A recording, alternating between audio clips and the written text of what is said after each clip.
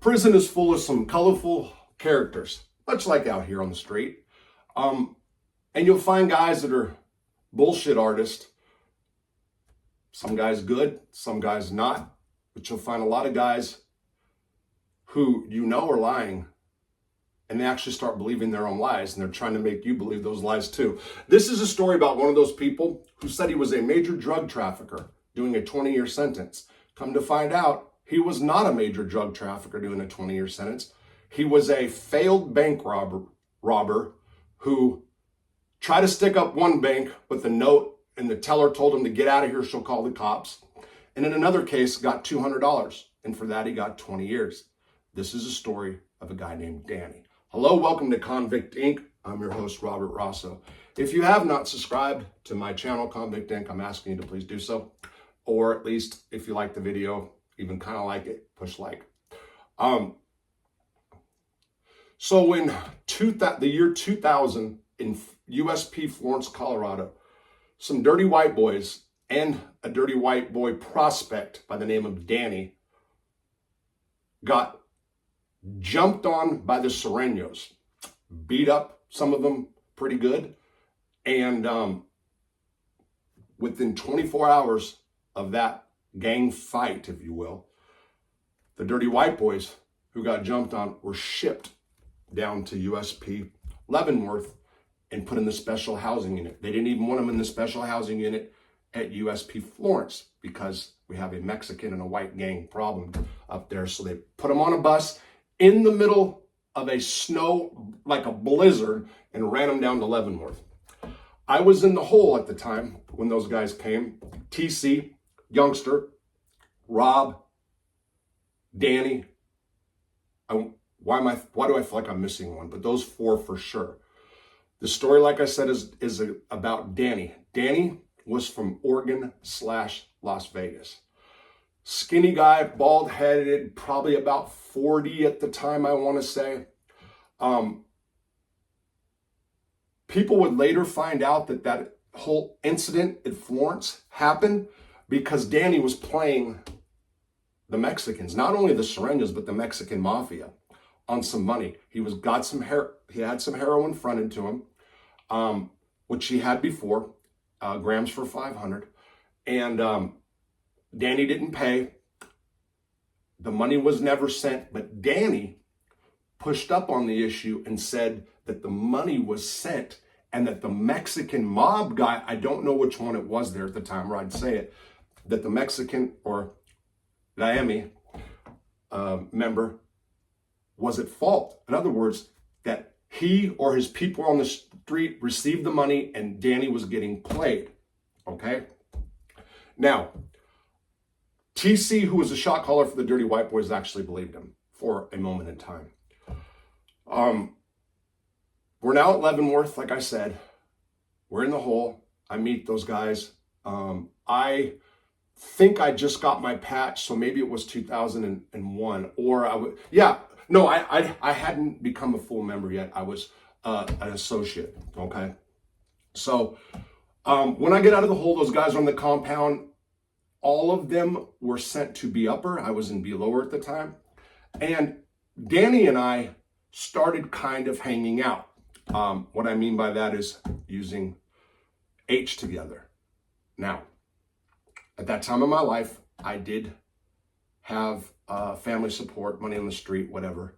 And I was I was getting gram amounts monthly, if not bi-weekly, whatever.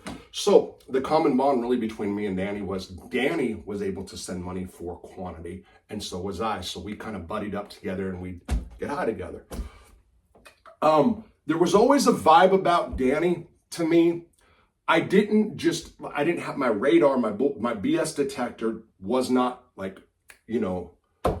going off at the time. But there was something a little weird about him. Also, Danny did time in the Oregon State Prison System, OSP, with one of my brothers there, No-No's Rick Brown. They knew each other. They knew each other very well. So Danny did have ties to drug dealing in the past, but I don't know how this happened, people. But somehow, some way, nobody checked Danny's paperwork. Now, what do I mean?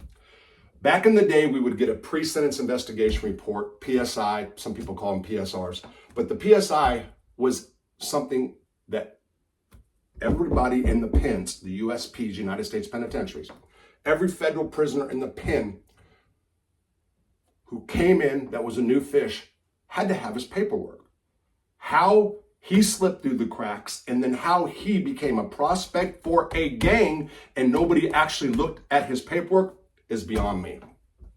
And I'm a little guilty on this, and I'll get to that too. So Danny's there under a year. I'm not really sure now, looking back. Yeah, he was on the compound about a year, and there was a little bit of issues. He would get drugs fronted to him, and the money would be slow, or there'd be some kind of issues, okay? All right. So what ends up happening is I stayed in the hole at Leavenworth. It was my second home, and I actually liked it there. It didn't really matter. Danny and I ended up in the shoe together, in the hole together, as cellies. And we sold pretty good together, okay? During that time, when you're in the hole, we drank a lot, made a lot of hooch. It's story time. I like to tell stories. I used to love getting drunk in prison, especially when I was in the hole one-on-one with somebody, and, you know, listening to their stories. And I would always steer them towards childhood first in, like, you know, chronological order of their life so I can get a better feel of them, kind of like playing shrink. I mean, people used to say Dr. Rob like shrink because I would I find psychology a little fascinating. But there were some stories that Danny was telling. And one of them was that he had a wife and a girlfriend and a kid who lived happily ever after together, waiting on him in his 20-year sentence with his mom, okay? Now, I had never read Danny's PSI at the time, okay? Never saw it. He was prospecting under a guy named Rob, whose breakdancing name on the street was Romeo, out of Oregon/Lakewood or Bellflower, okay? Actually half Mexican, but he didn't claim that, but you can tell he was. But those two were freaking fact. They were close. Rob never looked at his paperwork. Danny had his PSI, okay? He gave it to Rob. Rob never read it. So here's what goes down. In the special housing unit, when you're a gang member, dirty white boys especially, we were the dominant gang at the time, if you will, we had, and so do a lot of other white guys, you know, in prison. We had access to where our brothers on the outside would send us packages into the shoe, and the cops would deliver it to us. They would bring us duffel bags full of contraband, okay? Cool cops that were on, not even for like any kind of weird favors or anything. That's just part of what they did to keep the peace back there in the shoe. Well, No-No's Rick was for sure the shot caller of the Dirty White Boys at the time. Kenny Laster had just been transferred to USP Marin for a handcuff key. And Rick and Danny were kind of butting heads, okay? Danny knew that Rick was a nutcase. To tell you what kind of a nutcase that Rick actually was, I did a story about him way back when I started this channel. While he was at OSP, he took an iron and burned himself to feel pain, okay? This guy had him and his girlfriend had a unaliving pact, starts with an S, suicide pact, okay? They had one. And when they got locked up together, okay, she helped Rick escape from OSP. They went to Oregon, maybe not OSP, the medium security in Oregon, or the minimum. They went up to Alaska, and she didn't like living in a cave or underneath a tree. So she called her mom. The mom told them, they came and picked him up. Well, Robin ends up in Arizona and getting a murder beef, killed her, unalived her boyfriend. And wrote Rick a letter saying, hey, it's time to do that pact together. And she offed herself. Rick did not. He was crazy over that. But he's the guy that took an iron to himself and burned himself on his chest and arms and all kinds of stuff. So Rick was kind of a whack job. Look, there's bad things about Rick, but he had some good qualities too, whatever, okay? So the package of tobacco comes into the shoe, and I'm talking a green duffel bag. You guys have been in prison, the army green duffel bags that you put the property bags when you pack out or in the shoe, whatever. All the tobacco goes to Rick, and Rick doles it out to us pieces at a time instead of giving us packs, because there was multiple packs. Rick was a piece of shit like that at times. So anyway, Danny got in his feelings, cussed Rick out on the range. They go to wreck together, get in a fight. Rick wins, Danny loses. How they did it at Leavenworth was, by the way, Danny was not a brother. He was a prospect. Rick beat him and said he was out. So they took Danny and they put him in the doghouse, which was D unit, which was the check-in PC protective custody unit. That's how they did it at Leavenworth. Winners went to the hole, shoe, losers went to the doghouse. That's how they did it, okay? So, again, I'm a cellie. They come to the door and they say, hey, listen, Wakeman's out. I'm like, what do you mean he's out? They told me this, the cop tells me the story, got beat up, blah, blah, blah, pack up all his property. As I'm packing up his property, there are letters that he has. Now, I have to say this. The night before, he got a letter from home. And when he started reading that letter, and we were not drinking, people, he started crying and saying that his wife had cancer and the girlfriend had another medical problem. Just like this horrible stuff, right? Their child was dying. Horrible. I had tears in my eyes, okay? Well, when I packed up all Danny's property, gave it to the officer, I clean the cell. Every time a cellie leaves, whether they transfer or we separate, I clean it. I got to clean the cell out, make it my own, get rid of all the cellie, all memories of cellie, okay? Memories, funk, whatever. Danny was actually a clean cellie. Well, what I missed was the letters underneath the bed. I yelled downrange. We called C.O. Kinney. We called him Cobra because he was a snake. Hey, Cobra, or I think I said Kinney. Didn't come. This is a letter he read and cried to me. Well, I opened the letter. Already unsealed. Looked at it. Was no wife, was no girlfriend. It was his mother telling him, Danny, I cannot send the money that you asked me for, which you owed a drug debt for. And I cannot send you any more money. The lady was on like Section 8 housing. It's on a limited check. And Danny was spending, I know he was having her send at least $1,000 a month. So Danny lied. By the way, he said the money from home was all his, that he had multi tens of thousands of dollars or whatever that was his. None of it was true. Well, after this happens, of course, I go tell the bros. And they all heard the story about the wife and girlfriend and living happily ever after, da-da-da-da. So then Romeo, says something about how he has Danny's property. And I said something about his PSI. And Rob said, I have his PSI. I said, get it. Well, I'll be damned. Open up the PSI.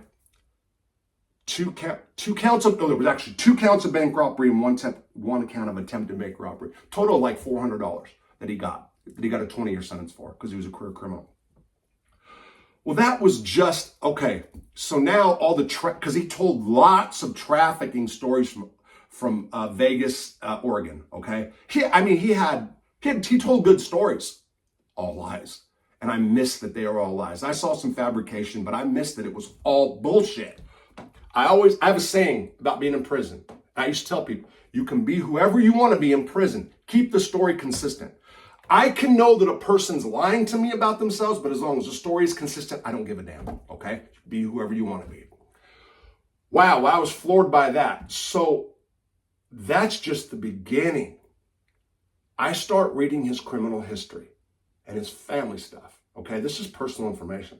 His criminal history was such, and this is very sad and this is not cool, okay? Starting at the age of 10, his father, who was a pharmacist, was doing bad things to him and his sister. Not only was he doing bad things, these people were amphetamine users back in the day with, I think, the real pills, whatever. He had his friends doing stuff to the kids, the father, okay? So Danny was messed up since he was a kid. Also, Danny had a wound in his stomach, where his stomach was so bad together. He said he got shot. He had this whole story about a drug dealer. he did it to himself when he was like a kid, like 13, because of what the father was doing. So this is like sad shit now, okay? He was in juvenile hall. When he was in juvenile hall, he escaped.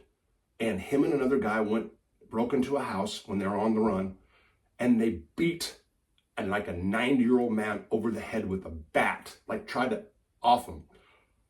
So now you're like, oh, this dude's a real piece of work. There's that sympathy, that feeling, because like as a kid, he never had a chance. You know what I mean? Because of a piece of shit father. But then you start getting into some of the foul shit he did, beating up an old man, took his grandparents, all their TVs and stuff, went into the house when they were there and took it in front of them. They called the cops. He got mad, was calling from home, calling him a piece of shit. Then he got out and went and stole his mom's stuff. I mean, real piece of work, okay? So here's how this goes down. I told you Danny was in D-Cell house, okay? D-Cell house got overcrowded. There was a time when they had a bunch of DC blacks coming in. They opened up Building 63. Building 63 was the first unit in Leavenworth, or segregation unit. The Birdman of Alcatraz was actually the Birdman of Leavenworth. He lived in that building. He actually had 2 cells, okay? Upstairs. So Danny and a bunch of PC dudes get put in Building 63. And then they decided to remodel the SHU, and they took all the dirty white boys. We were all locked up. We got locked up, and there was 33 people that got locked up when we did. And then they transferred us. They took us dirty white boys because we were doing so much stuff in the hole, flooding, getting drunk constantly, fighting with officer SORT team. We were doing a lot of stuff. They put us in 63 as well. Now, so it's all these PC people and the dirty white boys, okay? We were salty about this. There's 6 bunks in D-Cell house. We had like 12 of us. Actually, there's a few more actual members. And so we pretty much kept 4 to a cell, okay? So there's 3 cells basically at DWBs. Well, they did some kind of cell rotation from upstairs, and here comes Danny. And he sees us, and he starts running his mouth, calling us this or that. I used to always keep my legal work with me anytime I went to the SHU, okay? I had a stack. I had 2 laundry bags full of legal work. Why would I do that? Well, I did work on my case. I did do legal stuff because I was able to hide stuff in the papers. Stamps is currency. Tweezers are so valuable. Razors, you name it. But I hid it in my legal work, so I always had my legal work. Well, I had Danny's PSI. So one night, I got on the tier, and I was super, super drunk. I got on the bars, okay? Now, this place, it was the summertime, 100 degrees, no heating and air. They had these big fans in front of the walls. We had the orderly unplug the fans, and I read Danny's PSI out loud. I do feel bad because I said something about his father and him getting diddled when he was little. I do. That was horrible of me, and the whole tear was cracking up, okay? You know, and then I would like, whoa, and what did he do next? What did he do next? He robbed the old man. He beat the old man over the head. And like everybody's like, oh, what a piece of shit. Like everybody, even the PC case pieces of shit were yelling. So it was entertaining, I guess. But I do feel really horrible that I read that stuff. Also, his sister made statements that were very bad. I can't remember what they were. I have his PSI to this day, okay? I just saw it a week ago. I am in a hurry right now. I try to skim through it to see if I can find it because I'm going to read portions, not the bad stuff. Well, and I can't find it. Maybe one day I will. But if you ever go to prison, or if you're in prison right now, because guys are watching from prison too, I know, on cell phones. You guys, vet, especially if you're in a gang, which you should not be, vet your people, you know? Okay, so the guy made up a story to try to feel like he was somebody because he felt like a nobody, obviously, okay? But that guy, by his lying and stories, this is the moral of the story. Let's go back to where I started this, at USP Florence, okay? That guy nearly got some guys unalived. Like, no, I mean, the Serenos, when they jumped, they were going for that. Their intent was not to just to beat up, okay?